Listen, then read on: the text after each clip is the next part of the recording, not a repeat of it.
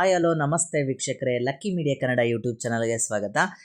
ವೀಕ್ಷಕರೇ, BJPಯ ಕರ್ನಾಟಕ ಅಧ್ಯಕ್ಷ ಸ್ಥಾನಕ್ಕೆ ಸಂಬಂಧಪಟ್ಟ ಹಾಗೆ ಎರಡು ಬಣಗಳ ನಡುವೆ ಒಂದು ರೀತಿಯಾದಂತಹ ತಿಕ್ಕಾಟ ಸ್ಟಾರ್ಟ್ ಆಗಿದೆ ಅಂತ ಹೇಳ್ಬೋದು. ಈ ಮುಖಾಂತರ ಯತ್ನಾಳ್ ಬಣ ಮತ್ತು ವಿಜೇಂದ್ರರ ಬಣ ಅನ್ನುವಂತಹ ಒಂದು ಏನು ಯುದ್ಧ ಸ್ಟಾರ್ಟ್ ಆಗಿದೆ ಕರ್ನಾಟಕ BJPಯಲ್ಲಿ ಅನ್ನುವಂಥದ್ದು. ಈ ಮುಖಾಂತರ ಒಂದು ರೀತಿ ಪಕ್ಷ ವಿರೋಧಿ ಚಟುವಟಿಕೆಗಳು ಪಕ್ಷದ ಒಳಗಡೆ ನಡೀತಾ ಇದೆ. ಮೊನ್ನೆ ತಾನೇ ಆಗಿರ್ತಕ್ಕಂತಹ ಒಂದು BJPಯ ಕೋರ್ ಕಮಿಟಿ ಸಭೆಯಲ್ಲೂ ಕೂಡ ಒಂದು ರೀತಿಯಾದಂಥ ವಿಜೇಂದ್ರ ಅವರ ವಿರುದ್ಧ ಒಂದು ರೀತಿ ಆಕ್ರೋಶ ಭುಗಿಲೆದ್ದಿದೆ ಅಂತ ಹೇಳ್ಬೋದು. ಈ ಮುಖಾಂತರ ವಿಜೇಂದ್ರರ ರಾಜ್ಯಾಧ್ಯಕ್ಷ ಪಟ್ಟಕ್ಕೆ ಏನಾದ್ರು ಕುತ್ತು ಬಂದಿದೆಯಾ ಅಥವಾ ಇದಕ್ಕೆ ಸಂಬಂಧಪಟ್ಟ ಹಾಗೆ BJPಯಲ್ಲಿ ನಾನಾ ರೀತಿಯಾದಂತಹ ಬೆಳವಣಿಗೆಗಳು ಆಗ್ತಿದೆ, ಅದಕ್ಕೆ ಕುರಿತಾಗಿರ್ತಕ್ಕಂಥ ವಿಡಿಯೋ ಆಗಿರುತ್ತೆ. ಸೊ ಯಾರೇನೋ ನಮ್ಮ lucky media Kannada YouTube channel subscribe ಮಾಡ್ಕೊಂಡಿಲ್ಲ, ದಯವಿಟ್ಟು ಸಬ್ಸ್ಕ್ರೈಬ್ ಮಾಡ್ಕೊಳ್ಳಿ, ಶೇರ್ ಮಾಡಿ. ನಾನು ಕೊಡ್ತಾ ಇರ್ತಕ್ಕಂಥ ಇನ್ಫಾರ್ಮೇಷನ್ ನಿಮಗೆ ಇಷ್ಟ ಆಯಿತು ಅಂದರೆ ಲೈಕ್ ಮಾಡಿ ಅಂತ ಹೇಳ್ತಾ, ವೀಕ್ಷಕರೇ, BJPಯ ರಾಜ್ಯಾಧ್ಯಕ್ಷರಾಗಿರುವಂತಹ ವಿಜೇಂದ್ರ ಅವರನ್ನು ಮುಂದುವರಿಸಬೇಕಾ ಅನ್ನುವಂತಹ ಪ್ರಶ್ನೆಗಳು ರಾಜ್ಯ BJPಲಿ ಬರ್ತಾ ಇದೆ. ಜೊತೆಗೆ ಕೆಲವು ಬಣಗಳು, ಅದರಲ್ಲೂ ಕೂಡ ಯತ್ನಾಳ್ ಬಣ, ಬಸವನಗೌಡ ಪಾಟೀಲ್ ಯತ್ನಾಳ್ ಅವರ ಬಣ ಏನು ಹೇಳ್ತಾ ಇದೆ, BJPಯ ರಾಜ್ಯಾಧ್ಯಕ್ಷ ಹುದ್ದೆಯಿಂದ ವಿಜೇಂದ್ರ ಅವ್ರನ್ನ ತೆಗೆದುಬಿಟ್ಟು ಬೇರೆಯವ್ರನ್ನ ಅಲ್ಲಿ ಕೂರಿಸ್ಬೇಕು ಅನ್ನುವಂಥ ವಾದ ಅವರದ್ದಾಗಿದೆ.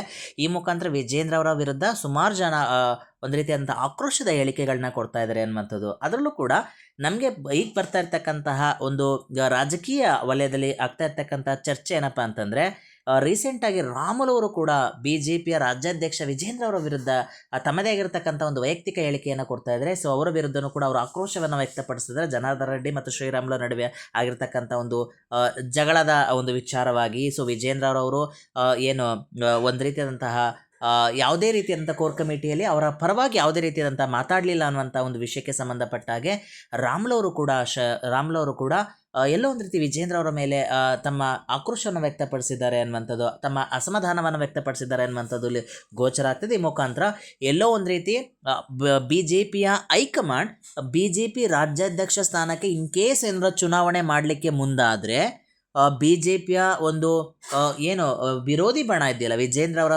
ವಿರೋಧಿ ಬಣ ಏನಿದೆಯಲ್ಲ, ಅದರಲ್ಲೂ ಕೂಡ ಬಸವನಗೌಡ ಪಾಟೀಲ್ ಯತ್ನಾಳ್ ಅವರ ಬಣ ಎಲ್ಲೋ ಒಂದು ರೀತಿ ಶ್ರೀರಾಮುಲು ಅವ್ರನ್ನ ಮುಂದೆ ಬಿಡ್ಬೋದು. ಅವರನ್ನು ವಿಜೇಂದ್ರ ಅವರ ಅಪೋಸಿಟ್ ಕ್ಯಾಂಡಿಡೇಟ್ ಆಗಿ ಏನಾರು ಕೂರಿಸಿದಾಗ ಎಲ್ಲೋ ಒಂದು ರೀತಿ ವಿಜೇಂದ್ರ ಅವ್ರಿಗೆ ಟಫ್ ಕಾಂಟೆಸ್ಟೆಂಟ್ಸ್ ಕೊಡ್ತಾ ಹೋಗ್ತಾ ಇದ್ದಾರೆ. ಟಫ್ ಕಂಟೆಂಟರ್ ಆಗಿ ವಿಜೇಂದ್ರಗೆ ಶ್ರೀರಾಮುಲು ಅವರು ಕಾಣ್ತಾ ಹೋಗ್ತಾರೆ. ಈ ಮುಖಾಂತರ ಎಲ್ಲೋ ಒಂದು ರೀತಿಯಾದಂತಹ ವಿಜೇಂದ್ರ ಅವರ ರಾಜ್ಯಾಧ್ಯಕ್ಷ ಹುದ್ದೆಗೆ ಎಲ್ಲೋ ಒಂದು ರೀತಿ ಕುತ್ತು ಬರ್ಬೋದಾ ಅನ್ನುವಂತಹ ಚರ್ಚೆಗಳು ರಾಜಕೀಯ ವಲಯದಲ್ಲಿ ಕಾಣಿಸಿಕ್ತಾ ಇದೆ.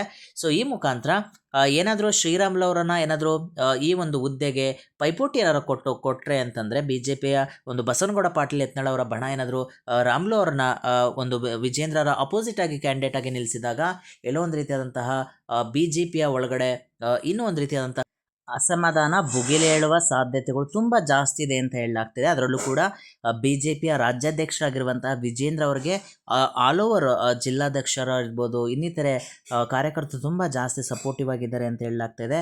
ಬಟ್ BJPಯ ವಿರೋಧಿ ಬಣ ಆಗಿರುವಂತಹ, ಅದರಲ್ಲೂ ಕೂಡ ವಿಜೇಂದ್ರ ಅವರ ವಿರೋಧಿ ಬಣ ಆಗಿರುವಂತಹ ಬಸವನಗೌಡ ಯತ್ನಾಳ್ ಅವರ ಒಂದು ಬಣ ಯಾವ ರೀತಿಯಾದಂತಹ ಕಾರ್ಯವನ್ನು ನಡೆಸುತ್ತೆ, ಯಾವ ರೀತಿಯಾದಂಥ ಕಾರ್ಯಪ್ರವೃತ್ತಿಯನ್ನು ಮಾಡುತ್ತೆ, ಒಂದು ಎಲೆಕ್ಷನ್ ಎಲ್ಲ ನಡೆಯಿತು ಅಂತಂದಾಗ ಅದನ್ನ ಕಾದು ನೋಡಬೇಕಾಗುತ್ತೆ.